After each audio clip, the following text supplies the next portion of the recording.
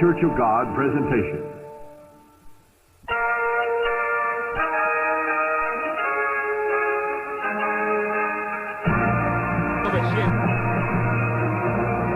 ...1983... La historia de la verdadera iglesia.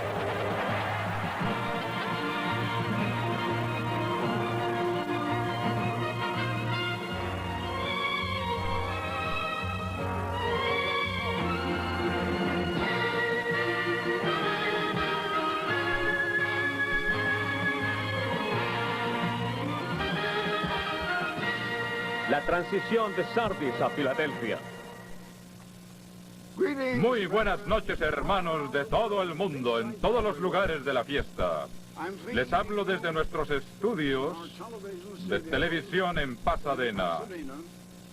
Desde aquí también le hablo al mundo como una voz que clama en el desierto de confusión religiosa moderna, en esta Babilonia de nuestros días, mostrándole a la gente cuál es el camino en este tiempo del fin y qué es lo que le ha de sobrevenir al mundo.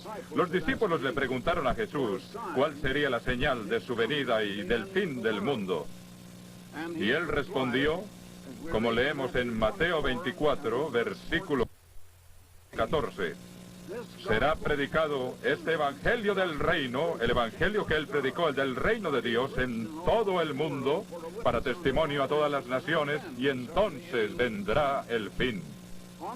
En este 50º aniversario de la era de Filadelfia en la Iglesia de Dios, quiero narrarles la historia de la transición de la era de Sardis a la era de Filadelfia.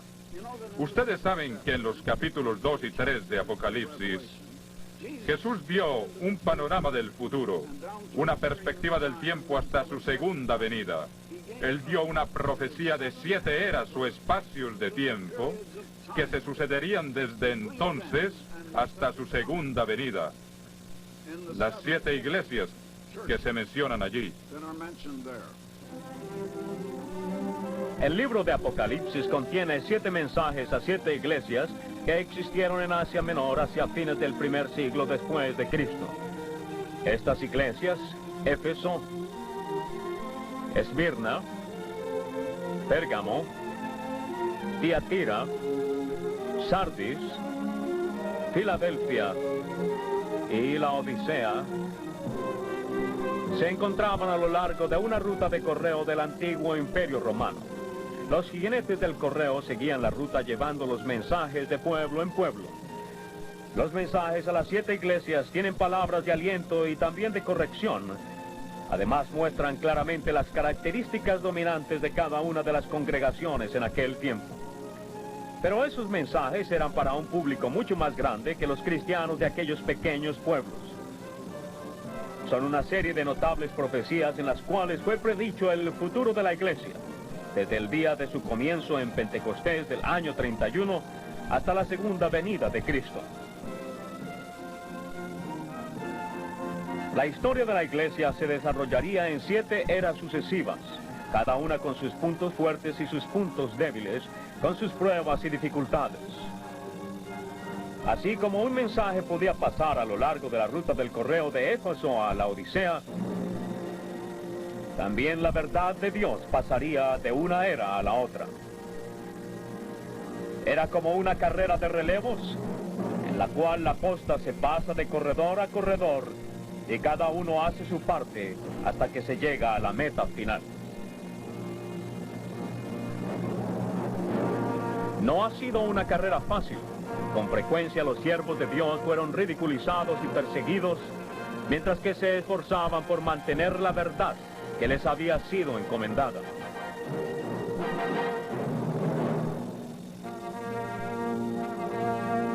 A lo largo de los siglos, la iglesia se esforzó en su carrera soportando las pruebas del momento y esperando siempre el día en el cual su fe y su empeño serían recompensados.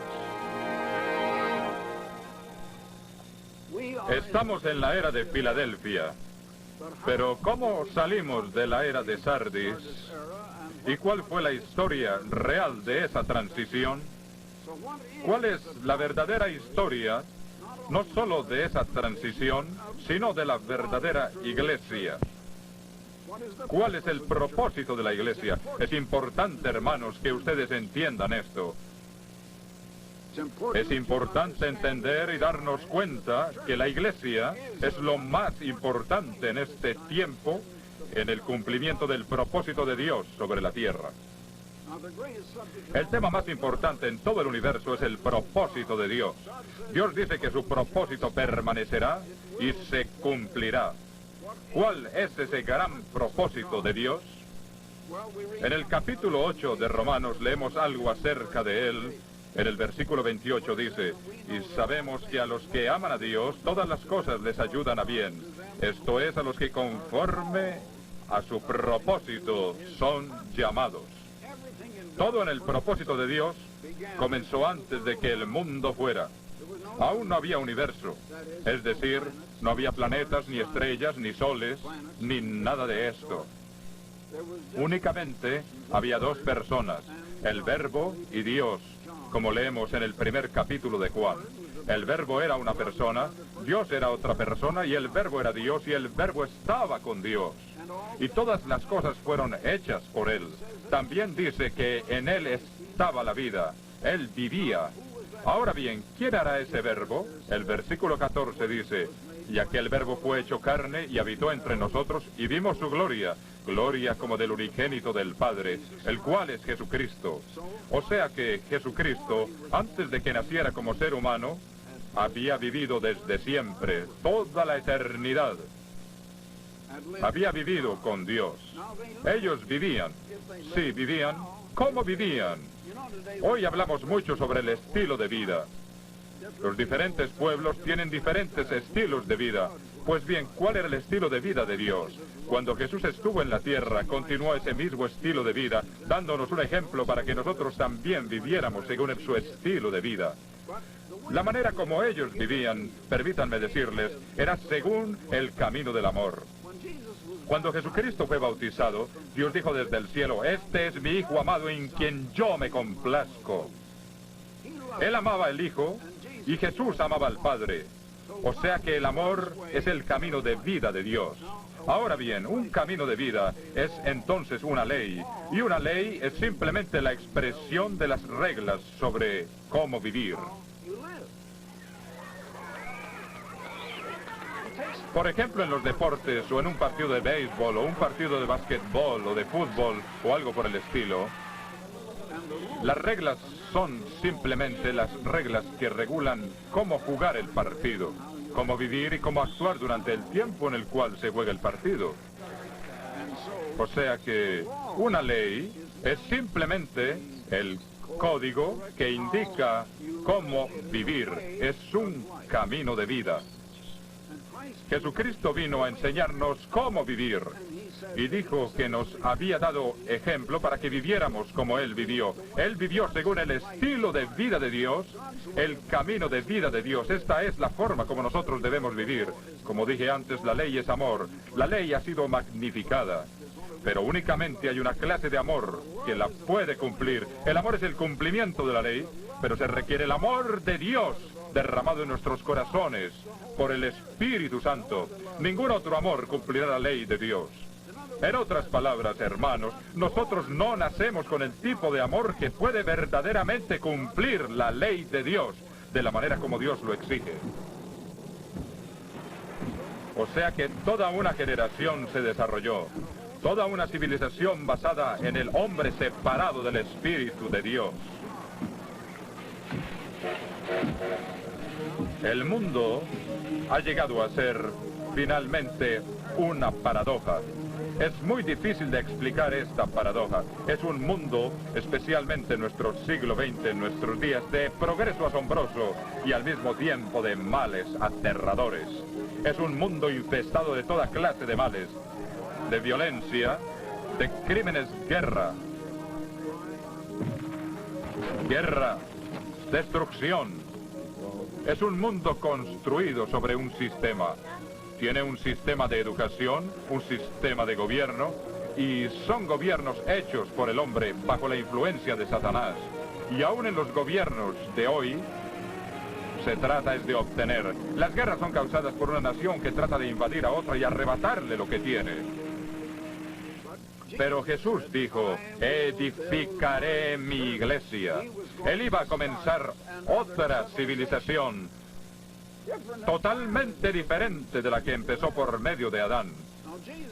En una parábola acerca del reino de Dios, Jesús explicó que era como un grano de mostaza que empieza muy pequeño y luego crece hasta llenar toda la tierra. De hecho, empezó con un hombre, con Jesucristo. Él escogió a 12 apóstoles, sus 12 discípulos, quienes llegaron a ser 12 apóstoles en el día de Pentecostés, cuando recibieron el Espíritu Santo. Los 120 que habían seguido a Jesús, todos recibieron el Espíritu Santo en ese día de Pentecostés y comenzó la iglesia. Ahora bien, primero comenzó con Jesucristo, luego con sus 12 discípulos y ahora 120. Y hubo 3,000 más que se convirtieron en ese día y unos cuantos miles más un día o dos después, pero tuvieron que ser llamados y escogidos. En 2 Corintios 6:17 leemos como Cristo le dice a aquellos que son llamados, que salgan de en medio de ellos, del mundo, y se aparten, salir del mundo de Satanás. Este es el mundo de Satanás, el cual comenzó con Adán, el Adán humano. El mundo de mañana, el reino de Dios, será el mundo de Dios, el cual comenzó con Jesucristo, el segundo Adán. Ahora bien, el propósito de Dios y de la iglesia de Dios es la justicia de Dios. Luego nos convertiremos finalmente en Dios, en la resurrección, habremos de convertirnos en Dios. Para llegar a ser Dios tenemos que tener la justicia de Dios, tenemos que vivir como Dios, ser como Dios, tenemos que llegar a un punto en el cual nunca más pecaremos y el pecado es la transgresión de la ley. En la historia de la iglesia, en el libro de los Hechos, capítulo 8 y versículo 1, leemos cómo Saulo consentía con la muerte de Esteban. Y esto era solo unos pocos días después del comienzo de la iglesia. En aquel día hubo una gran persecución contra la iglesia que estaba en Jerusalén. Y todos fueron esparcidos por las tierras de Judea y Samaria, salvo los apóstoles. La persecución se inició desde muy temprano. Fue cuestión de días, podríamos decir, después de que la iglesia comenzó. Vayamos ahora a 2 Corintios. Quiero que noten una escritura aquí. En el capítulo 11 y versículo 3, Pablo dijo, pero temo que como la serpiente con su astucia engañó a Eva, vuestros sentidos, de los que estaban en la iglesia, de aquellos que estaban empezando el mundo de Dios, sean de alguna manera extraviados de la sincera fidelidad a Cristo. Porque si viene alguno predicando a otro Jesús que el que os hemos predicado, o si recibís otro espíritu que el que habéis recibido, u otro evangelio que el que habéis aceptado, bien lo toleráis. Luego sigue adelante y describe los falsos predicadores que venían cambiando el evangelio ya desde aquel tiempo. El apóstol Pablo dice, versículo 13, porque estos son falsos apóstoles, obreros fraudulentos que se disfrazan como apóstoles de Cristo. Y no es maravilla, porque el mismo Satanás se disfraza como ángel de luz. Él pretende ser un ángel de luz, pero no lo es. Es un engañador. Así que no es extraño si también se disfrazan como sus ministros de justicia. Es decir, si los ministros de Satanás se disfrazan como ministros de justicia. Veamos luego Gálatas, capítulo 1, versículos 6 y 7. El apóstol Pablo dijo, estoy maravillado de que tan pronto os hayáis alejado del que os llamó. Vemos aquí una vez más que tenemos que ser llamados para llegar a ser miembros de la iglesia. Ningún hombre puede venir a Cristo, con excepción de aquel que sea llamado, de aquel que os llamó por la gracia de Cristo para seguir un evangelio diferente. No que haya otro, sino que hay algunos que os perturban y quieren pervertir el evangelio de Cristo. Ya se estaban volviendo a un evangelio diferente. Ya había caído el telón sobre la historia de la verdadera iglesia. Leemos acerca de esto en el libro de los Hechos, pero no va mucho más allá.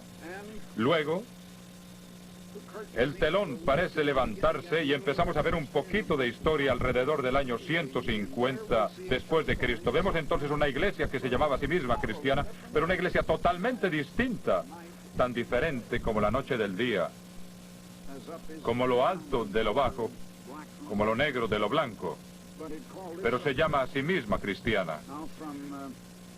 En el libro La decadencia y caída del Imperio Romano, volumen 1 y capítulo 15, este es un libro de historia. El texto dice: el escaso y sospechoso material sobre historia eclesiástica rara vez nos capacita para disipar la espesa nube que cubre la primera era de la Iglesia.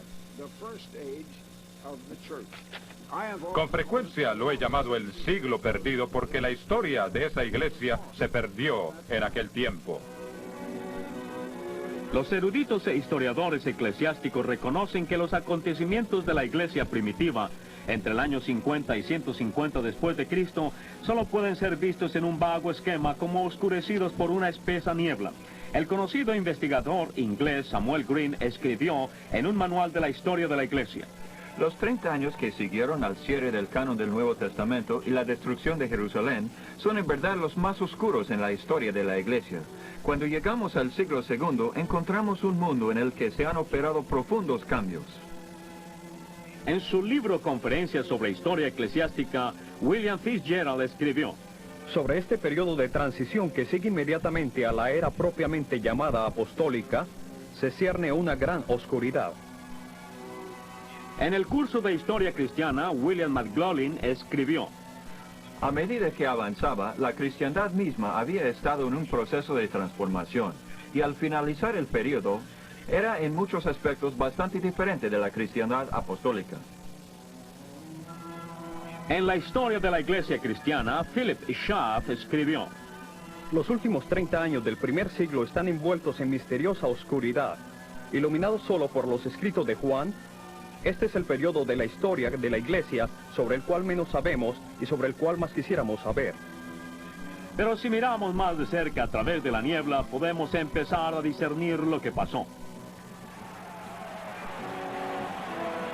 El mundo en el cual Cristo fundó su iglesia era el mundo del Imperio Romano, el imperio más grande y poderoso que haya existido. Se extendía desde Gran Bretaña hasta los últimos confines de lo que hoy es Turquía y abarcaba muchos pueblos y culturas bajo un sistema de gobierno. El régimen romano era firme, pero los pueblos vasallos disfrutaban de cierta libertad dentro de los límites de la ley romana. Siempre y cuando todos los ciudadanos y pueblos conquistados le rindieran el homenaje debido al emperador romano, se les permitía practicar sus creencias religiosas y adorar sus dioses. Después del día de Pentecostés, los apóstoles empezaron a seguir las instrucciones de Jesús de ir a todo el mundo predicando el evangelio del reino. Una vez que la cristiandad se propagó desde Judea hacia las tierras gentiles en el norte, empezó a encontrar a aquellos que practicaban las religiones paganas de Babilonia, Persia y Grecia. Los apóstoles entraron en contacto con Simón el Mago, quien se había proclamado líder de una secta que estaba profundamente arraigada en la religión de los misterios de la antigua Babilonia. El plan de Simón el Mago para comprar una posición de influencia en la iglesia primitiva fue frustrado por Pedro, pero otros falsos maestros vinieron poco después. En sus primeras epístolas, el apóstol Pablo les advirtió a las iglesias aún inexpertas de Grecia y Galacia que estaban en peligro de volverse hacia otro evangelio, un falso concepto de Cristo y su mensaje. El evangelio de Cristo se estaba pervirtiendo a medida que los falsos ministros, con sus enseñanzas profundamente influidas por las creencias de Babilonia y Persia, se infiltraban continuamente en las congregaciones. A lo largo del primer siglo, los primeros apóstoles animaron a los miembros para que permaneciesen fieles. Judas, el hermano de Jesús, exhorta a los miembros a que contiendan por la fe que les fue dada. El apóstol Juan amonesta a los hermanos que se aparten de aquellos que traen falsas doctrinas.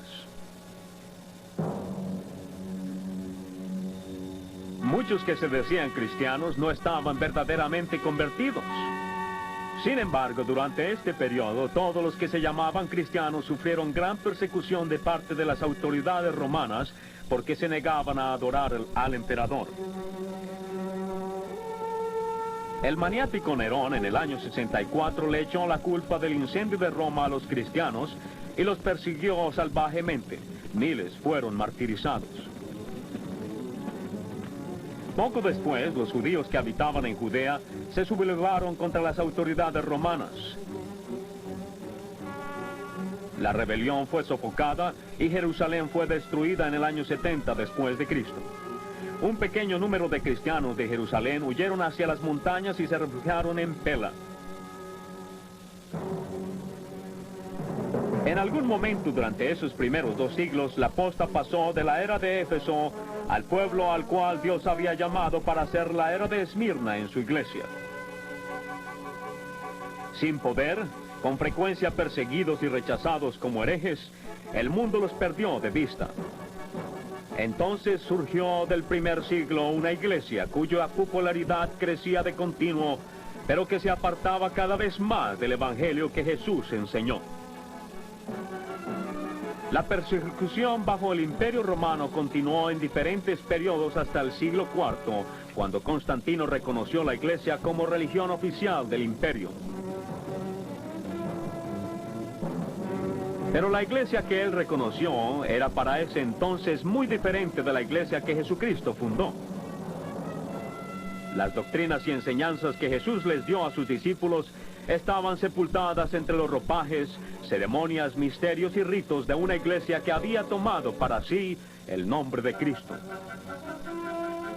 Una vez que Constantino la reconoció, esta iglesia renovó sus esfuerzos para llevar su mensaje a todo el mundo. Por todas partes, en el Imperio Romano, fueron maestros y predicadores llevando un mensaje acerca de Cristo.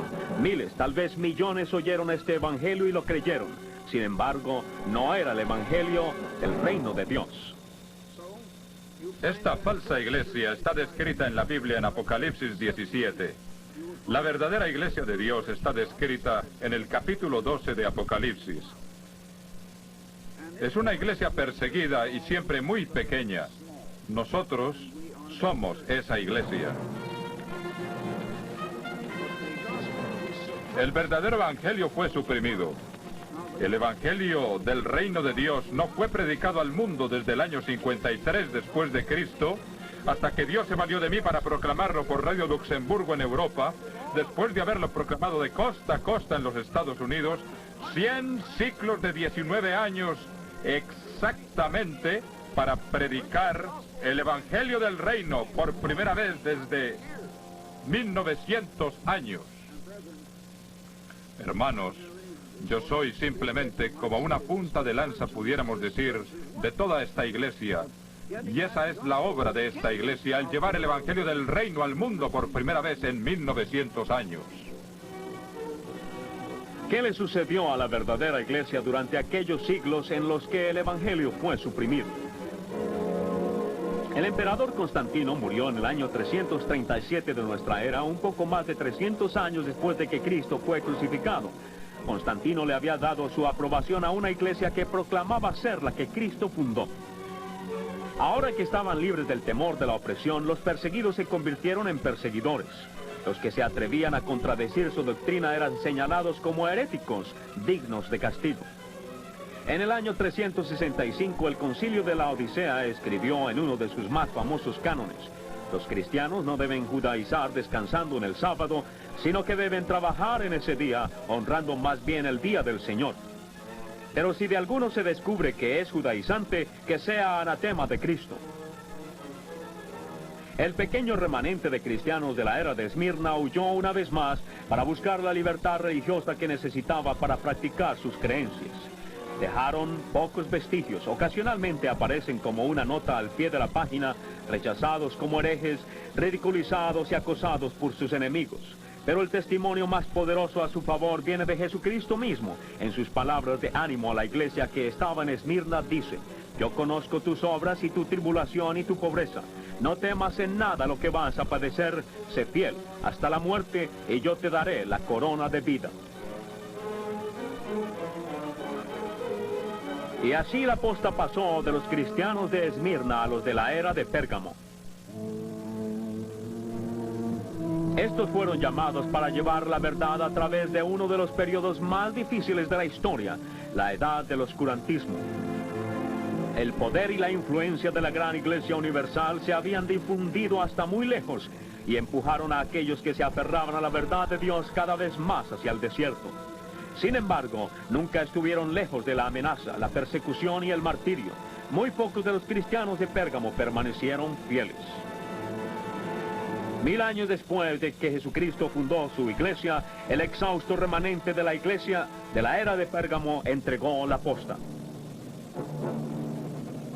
La era de Tiatira tuvo un vigoroso comienzo. Predicó el arrepentimiento en los valles alpinos del sur de Francia y del norte de Italia. Muchos escucharon y se convirtieron. Las autoridades religiosas rápidamente reaccionaron ante este desafío. Dirigentes de la verdadera iglesia fueron arrestados y algunos fueron martirizados.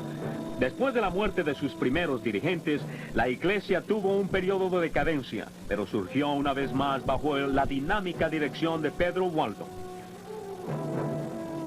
En el siglo XII, la iglesia floreció durante varios años en los valles de los Alpes. Predicó la verdad que tenía. Se escribieron folletos y artículos que fueron reproducidos a mano. Esto era antes de los días de la imprenta. Tal como Jesús lo había profetizado de la era de Tiatira, sus miembros tenían fe y trabajaron duro. Sus obras postreras fueron más que las primeras. Pero una vez más vino la persecución, cuando toda la fuerza de la Inquisición se hizo sentir en los apacibles valles que una vez proveyeron un refugio seguro para la obra de Dios. Muchos de los que permanecieron empezaron a adoptar las costumbres y tradiciones de aquellos que los rodeaban. Europa tenía ahora muchos grupos dispersos de gente que se llamaban a sí mismos cristianos. Entre tanto, el mundo estaba cambiando. Se había inventado la imprenta y el conocimiento empezó a aumentar. La Reforma protestante rompió el monopolio de la Iglesia de Roma. A medida que aumentaban las guerras religiosas en el continente europeo, muchos refugiados huyeron a la relativa seguridad y tolerancia de Inglaterra. Entre ellos se encontraban miembros de la verdadera iglesia. Estos trajeron sus doctrinas y creencias, especialmente el conocimiento del sábado. Los puritanos observadores estrictos del domingo resistieron. No obstante, a pesar de una fuerte ola de oposición, a principios del siglo XVII había en Inglaterra varias congregaciones pequeñas que guardaban el sábado. Jesús estaba levantando la quinta era de su iglesia, la era de Sardis. La Inglaterra protestante se volvió cada vez más intolerante con los disidentes, incluyendo a los que guardaban el sábado. La verdadera iglesia en Inglaterra se marchitó y estuvo a punto de extinguirse. Pero al otro lado del océano, el hombre empezó a descubrir un nuevo mundo. Esteban Mumford, miembro de la iglesia que guardaba el sábado en Londres, salió de Inglaterra hacia Newport, Rhode Island, en 1664. Rhode Island era la más pequeña de las colonias de América y había sido fundada por Roger Williams, un bautista que huyó de la persecución de los puritanos de Massachusetts. Rhode Island fue el primer lugar en el mundo que garantizó la libertad de religión como un principio básico de su constitución.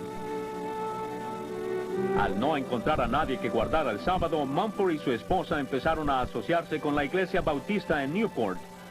Mumford no hizo proselitismo, pero mantuvo discretamente su creencia. Varios miembros de la congregación que guardaba el domingo se empezaron a convencer que ellos también deberían observar el sábado. Estos se convirtieron en la primera congregación que guardó el sábado en los Estados Unidos. Al principio se reunían en casas privadas. En el Museo de Historia de Newport se conserva su libro de actas, el cual contiene los nombres, sus contribuciones y aún registros de sus ordenaciones. También se ha preservado la sencilla pero elegante sala de reuniones que construyeron en Newport a principios del siglo XVIII. Hubo otros que se unieron a su creencia a medida que Dios los iba llamando a su obra en el Nuevo Mundo. En Hopkinton se estableció otra congregación.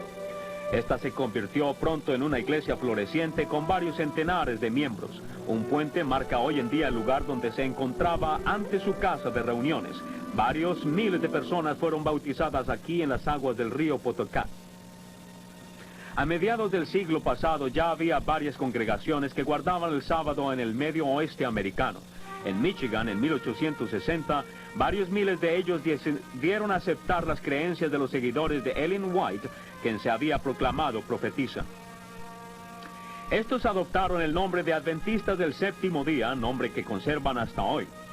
Ciertas de las congregaciones que guardaban el sábado se negaron a aceptar esas enseñanzas y doctrinas. Trasladaron su sede a Marion, Iowa, y luego a Stanbury, Missouri, donde publicaron la revista El Abogado de la Biblia.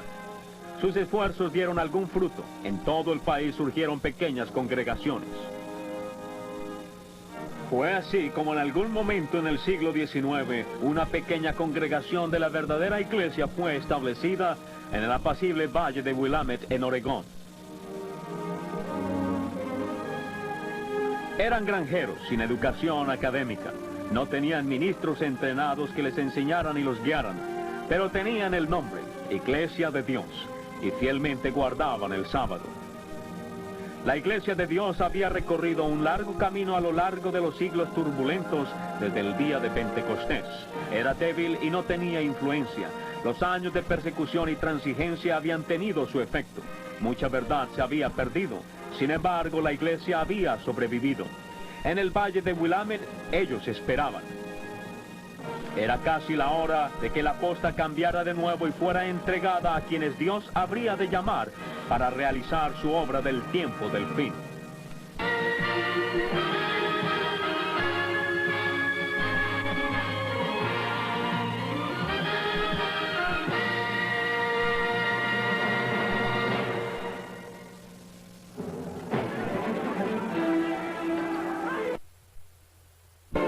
Al acercarse la humanidad al final de los 6.000 años del régimen de Satanás sobre la tierra, la Iglesia tenía que estar lista para una fase nueva y crucial de la obra. Jesús había predicho que antes del fin el verdadero evangelio del reino debía ser predicado como un testimonio en todo el mundo. Con el aumento del conocimiento humano, se empezó a desarrollar una tecnología por medio de la cual una voz podría en verdad clamar y ser oída en el mundo entero. De la misma manera como Dios envió a Elías y a Juan el Bautista como sus mensajeros especiales, ahora habría de enviar a un hombre en el espíritu y el poder de Elías para preparar el camino para la segunda venida de Cristo. Su misión era restaurar el verdadero evangelio en la Iglesia de Dios, el cual había sido suprimido durante 1900 años, restaurar el gobierno de Dios en la Iglesia y preparar la novia de Cristo para su venida. Herbert W. Armstrong nació el 31 de julio de 1892 en Des Moines, Iowa, en una familia estable y temerosa de Dios.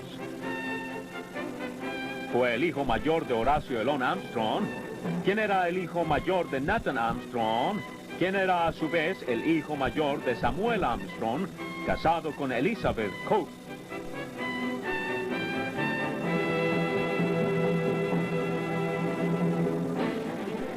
La genealogía de la familia ha sido conservada gracias a la Fundación Koch y se remonta hasta la princesa Juana, hija de Eduardo I, rey de Inglaterra entre los años 1272 y 1307. Y así, por medio de la línea real, se remonta hasta el rey David de la antigua nación de Israel. En su juventud, Herbert Armstrong tuvo un éxito excepcional en el campo de la publicidad en revistas y periódicos. A la edad de 25 años se casó con Loma Dillon, una maestra de escuela del estado de Iowa. Poco después de nuestro matrimonio, mi esposa tuvo un sueño extraordinariamente impresionante. Fue más bien como una visión. Nunca le había sucedido algo semejante. Me dijo que en el sueño estaba de pie en una de las esquinas más bulliciosas del área residencial del norte de Chicago, muy cerca al lugar donde vivíamos en ese entonces. Ella vio algo extraordinario arriba en los cielos. Al principio eran como muchas aves gigantescas y luego pareció como si una de ellas se acercara. Entonces mi esposa empezó a pensar que era la segunda venida de Cristo. Finalmente llegó hasta ella y resultó que era un ángel. Ella dijo que estaba muy preocupada porque desde la edad de 18 años yo no me había interesado en la religión. Y pensó, como dijo, que Herbert no era salvo y tenía miedo de que yo me fuera a perder. Ella creía que esta era la segunda venida de Cristo, pero resultó ser un ángel. Una gran multitud se estaba juntando alrededor y parecía como si centenares de personas hubieran visto aquella visión y se estuvieran acercando. El ángel descendió y, para sorpresa de ella, puso su brazo alrededor de ella y de mí. Ella dijo que había creído que era la segunda venida de Cristo. Y él dijo, no, pero no falta mucho. Él le dijo que Dios tenía algo para nosotros, que tenía un trabajo que debíamos hacer y que Él me necesitaba. Ella se quedó sorprendida. Luego el ángel se desapareció y más tarde ella volvió de la visión o despertó o lo que fuera. Ella me contó el sueño. Yo me sentí muy incómodo. Desde la edad de 18 años no me había vuelto a interesar en la religión, aunque había crecido yendo a la escuela dominical y a la iglesia. Yo estaba interesado en los negocios y quería quitar aquello de mi mente porque me incomodaba. En la esquina de la calle donde vivíamos había una iglesia. Yo le insinué que fuera y le contara el sueño al ministro de la iglesia y tal vez él podría decirle lo que significaba, si acaso significaba algo. Yo no sabía. Solo quería ponerlo fuera de mi mente y como Jonás, si aquello era un llamado de Dios, yo quería huir. Volví a mis negocios y seguí teniendo éxito. Era en 1917. Para 1920, cuando tenía 28 años, me estaba ganando el equivalente de lo que hoy sería en dólares devaluados, una suma de $300,000 anuales.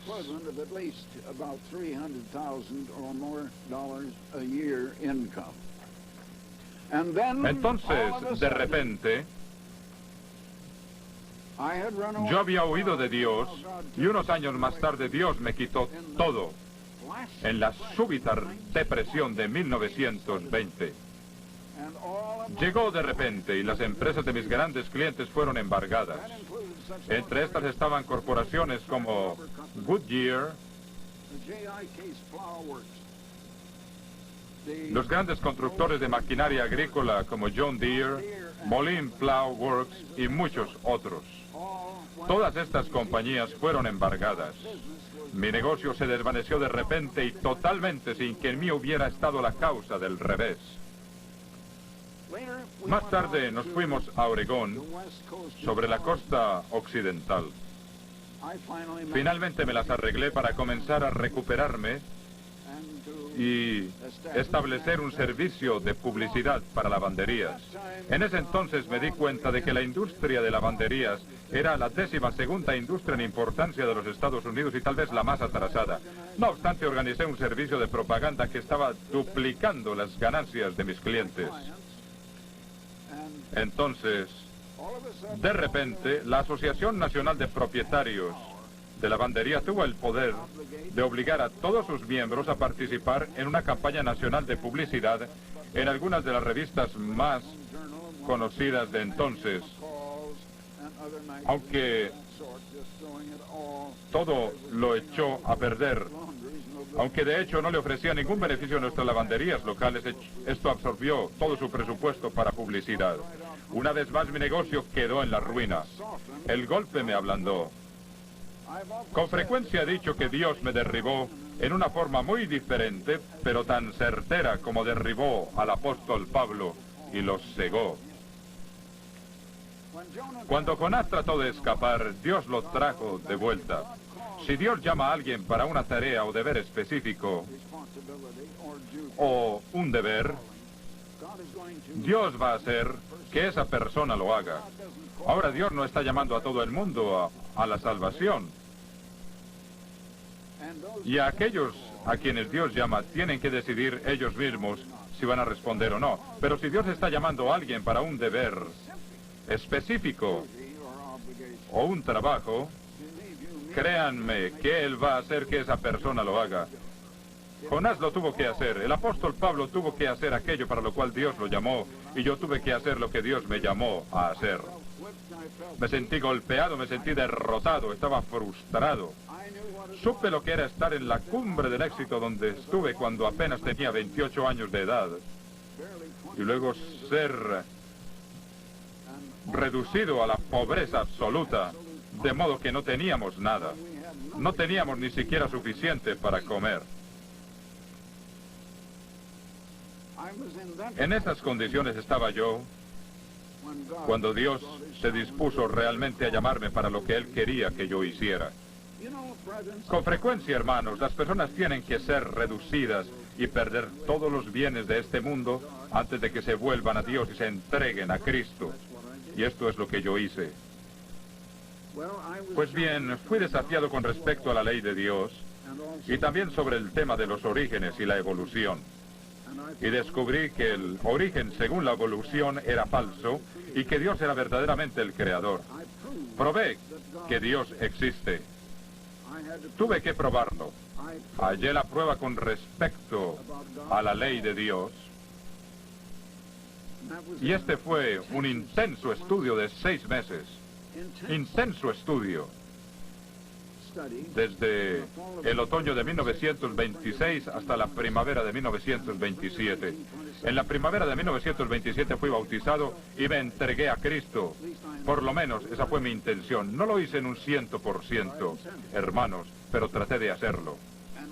Y quizás si lo hubiera hecho en forma más completa, Dios hubiera producido muchísimo más de lo que ha sido producido por medio de mí.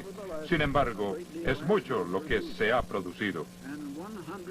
Fui bautizado 100 ciclos de tiempo después de los discípulos. Fueron exactamente 100 ciclos de tiempo de 19 años cada uno, porque el sol y la luna y las estrellas demarcan el tiempo al colocarse en perfecta conjunción cada 19 años. Un ciclo de ciclos después de que los discípulos de Jesús empezaron a ser instruidos por Él. Yo empecé a ser instruido por la palabra de Dios escrita. Era la misma palabra por escrito. Jesús es la palabra de Dios en persona. La Biblia es la misma palabra de Dios impresa. O sea que yo fui instruido como lo fueron los primeros discípulos. Las circunstancias me pusieron en contacto con la gente de Sardis, con un grupo de ellos que vivían entonces en el valle de Willamette, en Oregon. Cuando entré en contacto con la verdadera iglesia en 1927, ellos habían perdido el verdadero evangelio. Pero hay ciertas cosas que la verdadera iglesia siempre ha tenido. Siempre ha tenido el verdadero nombre. La verdadera iglesia siempre ha guardado la ley de Dios. Jesús le pidió al Padre que guardara la iglesia en su nombre, y en 12 veces en el Nuevo Testamento a la iglesia le es dado su nombre, Iglesia de Dios. Algunas veces es modificado por su ubicación. La iglesia de Dios en Corinto, la iglesia de Dios en Jerusalén. Hoy es la iglesia de Dios universal, pero sigue siendo el sistema bíblico en un 100%. La verdadera iglesia siempre ha guardado la ley de Dios. Esto significa que ha guardado el sábado de Dios. En el otoño de 1930, fui como invitado con algunos de la iglesia a una reunión de negocios en la casa de Ira Curtis, cerca a Jefferson, en Oregon. Durante esta reunión, ellos me preguntaron si quería servir como secretario, puesto que parecía que tenía un poco más de educación que la mayoría de ellos. Aunque yo era solo un visitante, ellos me pidieron que escribiera las actas y que hiciera de secretario. Pues bien, ¿saben ustedes? Empezó un altercado y ya estaban a punto de darse golpes, estaban listos para darse puñetazos en cualquier momento y se gritaban el uno al otro. Había un desacuerdo, la mitad de ellos en un lado y la otra mitad en el otro. En el libro de Job leemos que cuando el pueblo de Dios se reunió, Satanás también vino en medio de ellos. Yo les dije, ustedes guardan los mandamientos, ustedes son el pueblo de Dios y se han reunido, pero Satanás está aquí. Yo voy a caer de rodillas y voy a empezar a orar y a pedirle a Dios que eche a Satanás de aquí. Y ustedes, hermanos, pueden arrodillarse conmigo o seguir en su disputa. Y yo me arrodillé y empecé a orar. Pues bien, todos aquellos hermanos se arrodillaron y empezaron a orar, y cuando se levantaron, el altercado había sido quitado de en medio. Ellos entonces me dijeron que si quería dirigir una serie de reuniones evangelistas en una pequeña iglesia en Harrisburg. Y yo lo hice durante los últimos 9 días de ese año de 1930. Y como resultado tuvimos, según recuerdo, 3 que fueron bautizados. Fue la primera vez que prediqué en esa forma. No obstante, hubo frutos que Dios produjo como resultado. En la primavera de 1931 se formó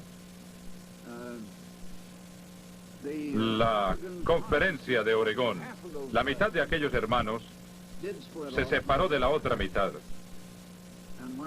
Y aunque no llegaron a darse puñetazos, sin embargo se separaron. Y la mitad se incorporó como la conferencia de Oregón de la Iglesia de Dios. Yo trabajé con ellos.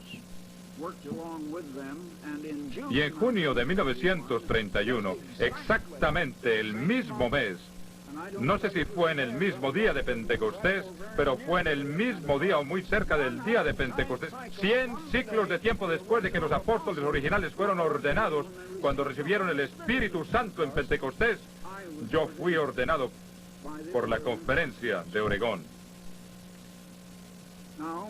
Estamos entrando ahora en un periodo de transición de Sardis. Quiero que tengan en cuenta lo que sucedió.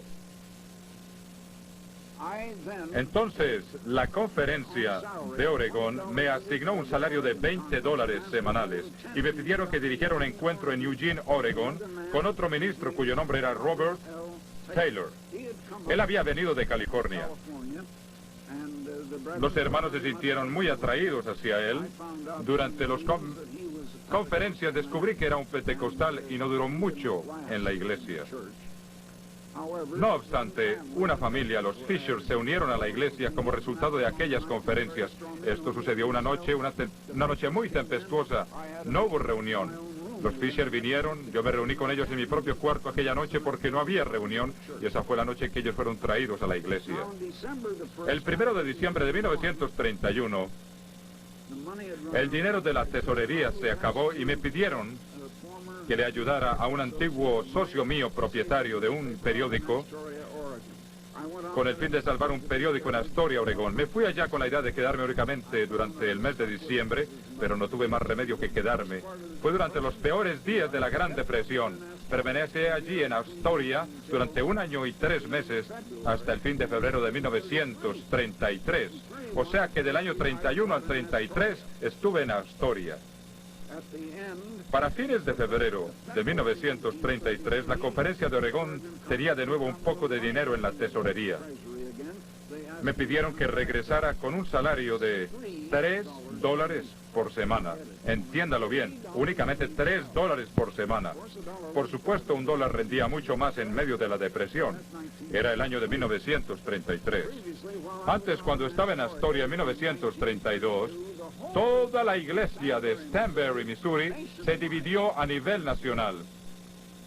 Y los 2 ministros principales se separaron del resto de la iglesia y formaron una nueva iglesia en Salem, West Virginia, y la llamaron también Iglesia de Dios. Estos aseguraron que tenían una nueva forma de organización bíblica con 12 apóstoles, 70 ministros y 7 diáconos encargados de los asuntos financieros. Ellos dedujeron esto de los 7 diáconos que servían las mesas en el libro de los Hechos, pero allí no hay referencia a asuntos financieros, o sea que no era una verdadera organización bíblica. Sin embargo, con el argumento de una organización bíblica, hicieron que muchos de los miembros de Stanberry vinieran y se unieran a ellos. En 1933, de marzo a junio, dirigí reuniones para la conferencia de Oregón en Salem, Oregón, con otro ministro de California, Sven Oberg. Él también estaba asociado con otro ministro del sur de California, cuyo nombre era E. Wright. Pero ellos convirtieron las reuniones en reuniones pentecostales. Entonces yo predicaba únicamente a nuestros propios hermanos y el señor Oberg siguió con las reuniones nocturnas durante la semana para pentecostales. Durante aquellos días yo aprendí todo lo que quería saber acerca de la gente pentecostal. De este grupo particular de pentecostales, creo que algunos guardaban el sábado, pero la mayoría no lo guardaban. A partir del 4 de julio de 1933, empecé a tener servicios en una escuela rural a 12 kilómetros al oeste de Eugene. Para entonces habían resultado 2 lugares para reuniones. Uno era la pequeña iglesia en Harrisburg, donde había predicado a finales de 1930, y la otra era una escuela rural con un cuarto y 36 asientos. Era la escuela de Faribault. La iglesia se la asignaron al señor Oberg, y la gente de la conferencia de Oregón me limitó a la pequeña escuela. Sin embargo, iba más gente a la pequeña escuela que a la iglesia, que era más grande. Tuve 11 bautismos. Él no tuvo ninguno. Nosotros éramos 8 miembros y luego con los 11 que fueron bautizados ya era una nueva iglesia con 19 miembros. Este fue el principio de la era de Filadelfia. Entonces, en octubre de 1933, la nueva iglesia, que fue el origen de la era de Filadelfia, decidió con la conferencia de Oregón empezar un programa de 3 puntos por la radio, por medio de una revista que se llamaría La Pura Verdad y por medio de la predicación personal. Y me pidieron a mí que lo dirigiera.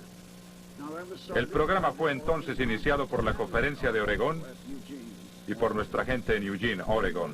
Después, en agosto, nos trasladamos a la escuela de Faribault, a la escuela de Jeans, a 6 kilómetros más hacia el oeste. Allí nos reuníamos los sábados y los martes y jueves en la noche. Después, en octubre de 1933, tuve la oportunidad de hablar por la mañana en la emisora local 15 minutos, 5 veces por semana. Era gratis y no habían conseguido ministros de las iglesias locales para utilizar el tiempo, o sea que pude utilizarlo y por supuesto no tenía que pagar.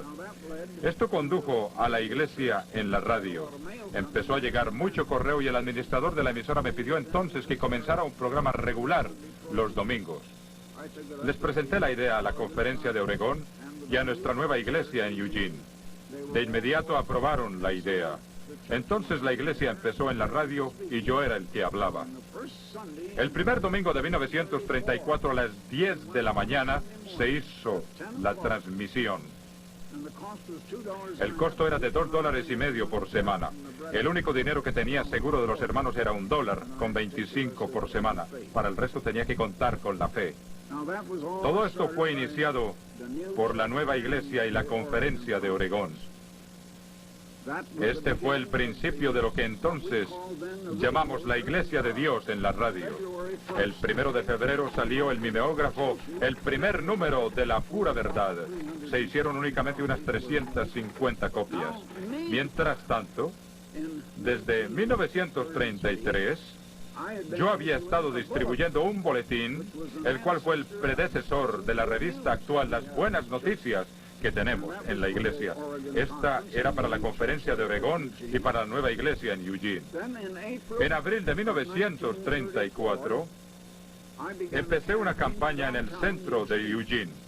La iglesia se había trasladado a la escuela Jeans, donde nos reuníamos los lunes y miércoles en la noche y los sábados. Pero los domingos, martes y jueves en la noche, tenía reuniones en el centro de Eugene. De las reuniones en el centro de Eugene hubo 15 bautismos.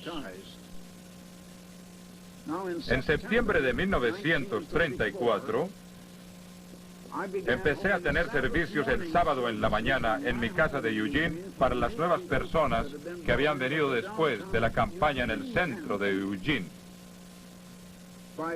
En noviembre de 1934, empecé una campaña de 6 semanas en una escuela en Alvador.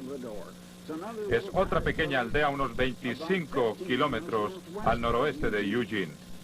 Fue durante 6 semanas con reuniones todas las noches de domingo a viernes.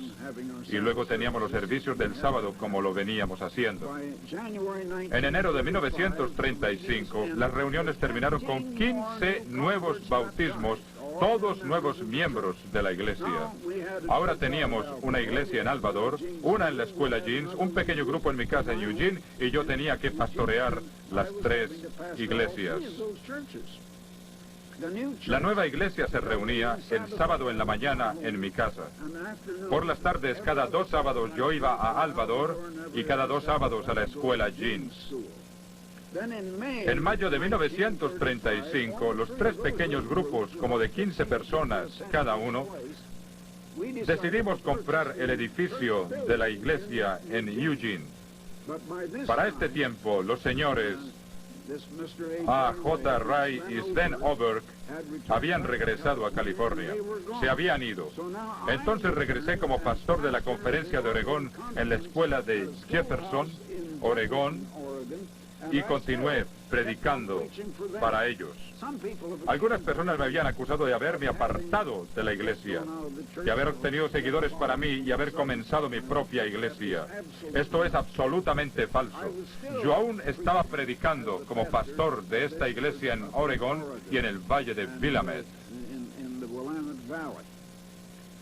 Entre tanto, en el año de 1934, la conferencia de Oregón había decidido cambiarse de la facción de Stanberry a la facción de Salem en West Virginia. En Eugene, nosotros no estuvimos muy de acuerdo, pero aceptamos cooperar con ellos. Entonces yo fui uno de sus ministros en cierta manera, pero estaba con ellos aunque no estaba bajo la autoridad de ellos. Yo no recibía salario de ellos. A principios de 1936, otra emisora de radio nos abrió las puertas en Portland, Oregon. Era la KWJJ, una emisora mucho más potente. Entonces empezamos las emisiones en Portland, Oregon. Los ministros de Salem me perseguían. Los de la organización de West Virginia, pero los miembros no.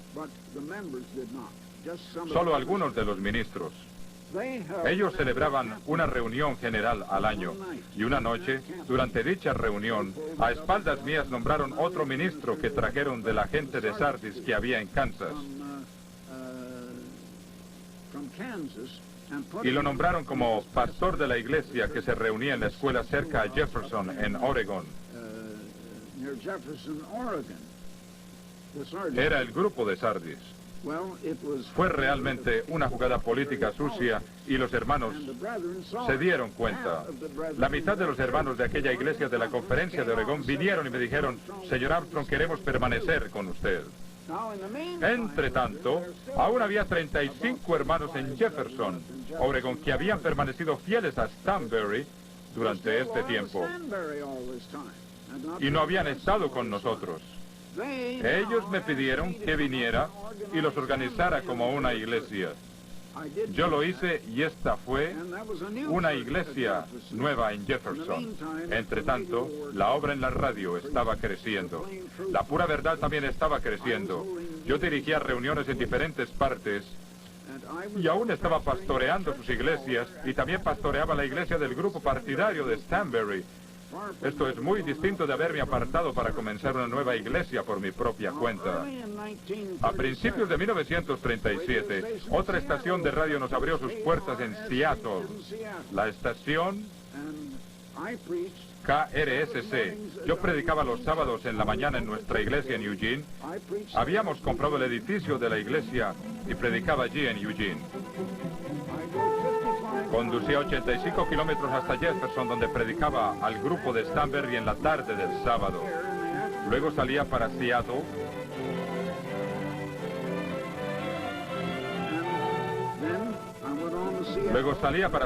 Yo tenía que conducir el carro.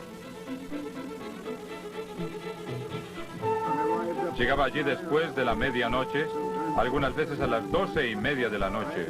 Tenía que levantarme a las 5:30 en la mañana siguiente para hablar por la radio KRSC a las 8:30. A las 9 de la mañana terminaba el programa y empezaba el largo regreso hasta Portland. Llegaba a Portland para transmitir el programa a las 4 de la tarde en la emisora KWJJ.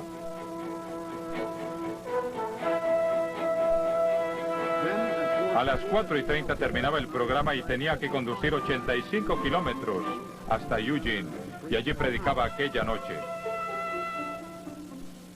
Este era el itinerario que seguía y tenía que publicar la pura verdad y orar por los enfermos, recibir a quienes necesitaban consejo y todo lo demás durante el resto de la semana. Entre tanto, otra estación de radio abrió sus puertas en Spokane y en Salem, Oregon. Entonces organizamos una cadena radial, nuestra propia cadena. La transmisión se hacía por medio de las líneas de telégrafo de la compañía postal. Durante algún tiempo transmitía por medio de esta cadena por una estación de 50.000 vatios en Spokane, por una estación en Salem, otra en Portland y otra en Eugene.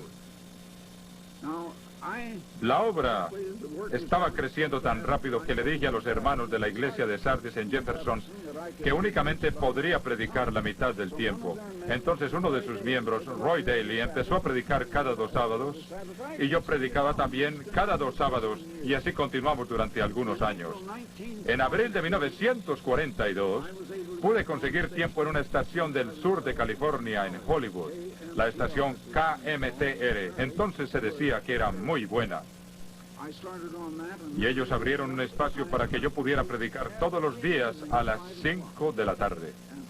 Por primera vez empezamos a transmitir el programa diariamente. El público respondió de inmediato. La obra estaba empezando a crecer. En ese entonces tuve que dejar de predicar en Jefferson para la gente de Sardis. Esto no ocurrió hasta 1942. O sea que durante todo este tiempo, desde 1933, cuando la era de Filadelfia comenzó, yo todavía estaba trabajando con ellos. Ustedes ven que fue una transición gradual de la era de Sardis hacia la actual era de Filadelfia. Para entonces la era de Filadelfia estaba completa y separada completamente de la era de Sardis. Para decirle la verdad, no sé qué ha sido de aquellas personas desde entonces. Los perdí de vista. Se dividieron, se volvieron a dividir y se volvieron a dividir. Para entonces la transición había terminado y la era de Filadelfia estaba finalmente establecida. He dicho esto y quiero que sepan que no dejé a la gente de Sardis para comenzar una obra por mi propia cuenta. Esta ha sido continuamente la iglesia de Dios, pero la gente de Sardis nunca aceptó el mensaje del Evangelio del Reino. Nunca quisieron aceptar las fiestas de Dios, nunca quisieron aceptar ninguna verdad nueva. La era de Filadelfia ha traído muchas nuevas verdades a la obra de Dios y se ha desarrollado y ha crecido hasta ser una iglesia mundial. Poco tiempo después de que el señor Armstrong empezó a transmitir diariamente, se presentó la oportunidad de comprar un espacio en la gigantesca emisora de 50.000 vatios HWO. Y unos meses más tarde, en otra superemisora WOAI en San Antonio, Texas. Después, en agosto de 1944, el señor Armstrong pudo comprar espacio en estaciones aún más potentes en México. El programa El Mundo de Mañana se transmitía ahora en todo el país y empezó a llegar correo de todos los estados de la Unión. Como resultado, la circulación de la pura verdad pronto alcanzó los 75.000 ejemplares por mes. El señor Armstrong se dio cuenta de que la obra había sobrepasado las necesidades de la oficina en Eugene. El apacible pueblo de Oregón había sido un buen lugar para comenzar, pero si el mensaje debía llegar a todo el mundo, el señor Armstrong necesitaba estar más cerca de Hollywood, capital de los medios de comunicación. También empezó a darse cuenta de la necesidad de entrenar a otros para que ayudasen en la obra en rápido crecimiento. Entonces, 12 años después del comienzo de la obra, la sede fue trasladada a Pasadena, en el sur de California. En 1947, la institución Ambassador comenzó con solo 4 estudiantes, pero el número de estudiantes creció. La primera graduación tuvo lugar en 1951, los primeros entre muchos miles de jóvenes que serían educados para ayudar en la obra. En 1953, Radio Luxemburgo, la emisora más potente del mundo, empezó a difundir el mundo de mañana para las islas británicas y el continente europeo. Así continuó el crecimiento alrededor del mundo, primero en la radio y luego en la televisión. Hoy el programa se escucha en muchas partes del mundo. A los programas también se les pone subtítulos en francés para los televidentes de Francia y Bélgica. Un programa con subtítulos en italiano ha sido preparado y será presentado por la televisión italiana.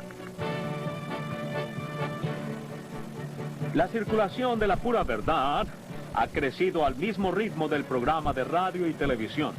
El primer número fue producido a mano en un mimeógrafo por el señor y la señora Armstrong. El número de ejemplares fue de unos 250. Ahora, cuando la pura verdad se acerca a su 50º aniversario, más de 6 millones de ejemplares se imprimen mensualmente. Se publica en 6 idiomas: inglés, alemán, francés, español, holandés e italiano. La edición en noruego deberá comenzar en 1984. Miles de revistas se distribuyen mensualmente en puestos iluminados colocados en las grandes estaciones del tren y en aeropuertos, por medio de almacenes y de grandes hoteles, en supermercados en todo el país. Como respuesta a la primera edición, se recibieron 14 cartas. El 17 de agosto de 1983, la oficina que recibe el correo de la iglesia en Pasadena recibió la carta número 50 millones con solicitud de literatura. La obra ha recorrido un largo camino desde los días que el señor y la señora Armstrong trabajaban juntos en una estrecha oficina en Eugene. Ellos carecían de los recursos apropiados, los archivos, los datos, las cuentas y listas de suscriptores se guardaban en cajas de cartón. No había dinero para comprar archivadores. Sin embargo, era la obra de Dios y como un grano de mostaza creció. Hoy cada una de esas cajas se ha convertido en un gran departamento con decenas de empleados. Los directores de departamento le informan regularmente al señor Armstrong sobre el progreso de la obra y reciben su dirección para el futuro crecimiento de los sectores que administran. En la sala de reuniones del edificio de administración, el señor Armstrong se reúne regularmente con el Consejo de Ancianos, los ministros más antiguos y funcionarios de la iglesia. Bien, me alegro de tenerlos a todos ustedes alrededor de esta mesa una vez más. Para comenzar, quería darles un pequeño resumen de las cosas que vamos a tratar. Hemos recibido el primer informe financiero mundial preparado por Arthur Andersen y compañía. Ellos revisan las cuentas de algunos de los bancos más grandes de los Estados Unidos y de las principales corporaciones industriales. Y ahora revisan los libros de la Iglesia de Dios Universal y de sus corporaciones afiliadas, no solo aquí, sino en todas nuestras oficinas en todo el mundo. A propósito, hay algo también excepcional con respecto a esto. Este es el 50º aniversario de la Iglesia. De esta era de la Iglesia. Y recalco esta era porque la Iglesia comenzó en el año 31 después de Cristo. Y esta es la misma iglesia, pero ha tenido eras diferentes y hay ciertas distinciones y diferencias entre los diferentes periodos de tiempo, como Jesús lo aclaró en el segundo y tercer capítulos del libro de Apocalipsis.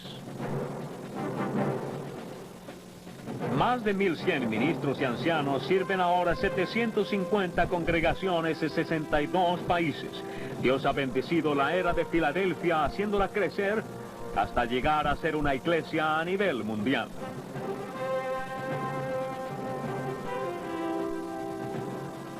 Como pastor de la Iglesia de Dios Universal y como una voz que clama en el desierto de confusión e ignorancia, el señor Armstrong debe visitar muchas partes del mundo. Dios le ha abierto la puerta para llevar el anuncio del reino de Dios a los dirigentes y gobernantes de las grandes naciones y para hablar directamente a la gente de muchos países.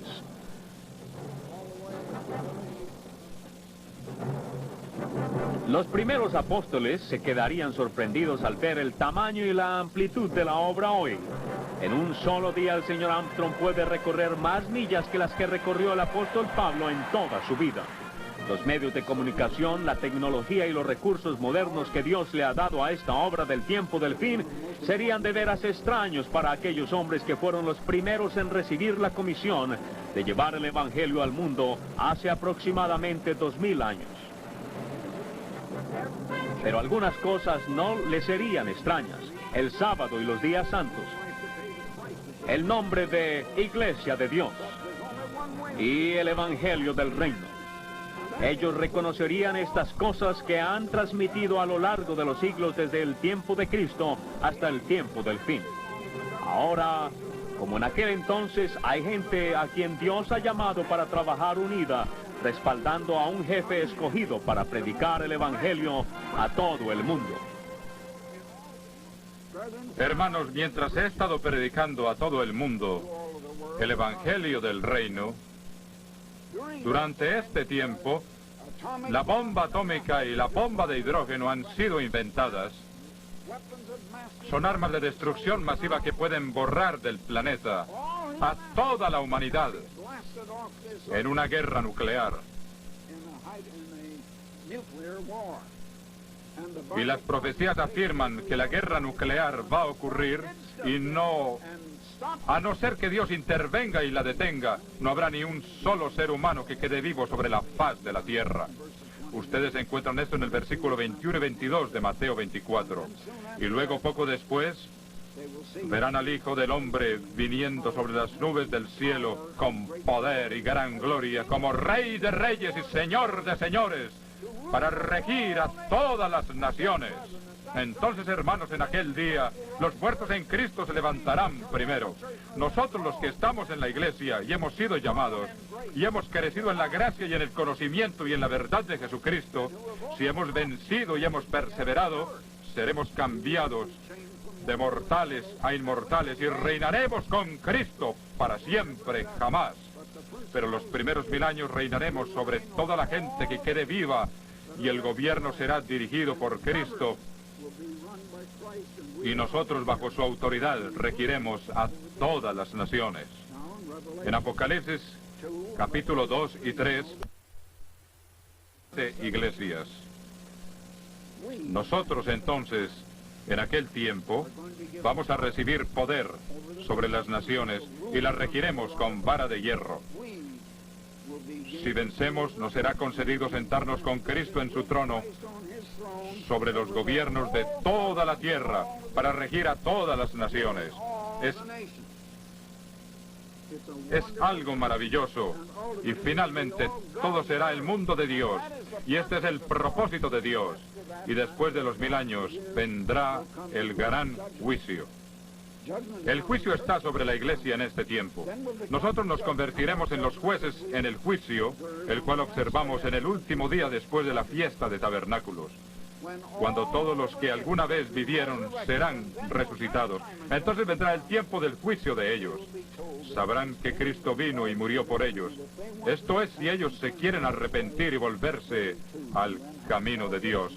Ellos también pueden tener salvación y vida eterna. Y finalmente el propósito de Dios se cumplirá. Satanás está luchando ahora contra él. Sin embargo, hermanos, si quieren saber cuál será el resultado final y qué será el fin de este mundo turbulento, he mirado claramente el fin de la historia en la Biblia y el resultado final es nuestra victoria. Y el reino de Dios triunfará y habrá paz sobre la tierra y felicidad y vida eterna y seremos Dios. Seremos los hijos de Dios convertidos en Dios.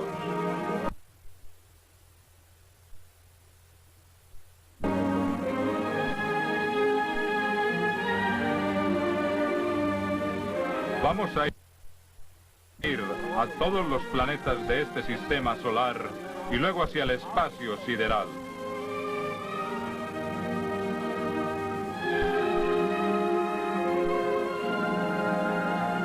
¿En qué consistirá todo lo que haremos?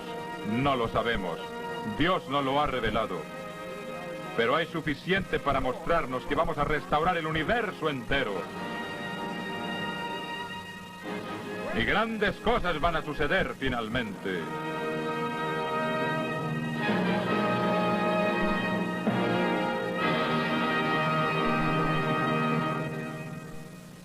Bien, hermanos, espero que no los haya retenido hasta muy tarde. Pero espero que esto abra sus ojos un poco más hacia la historia de esta iglesia de la cual ustedes son miembros. Ahora les deseo a todos una feliz noche.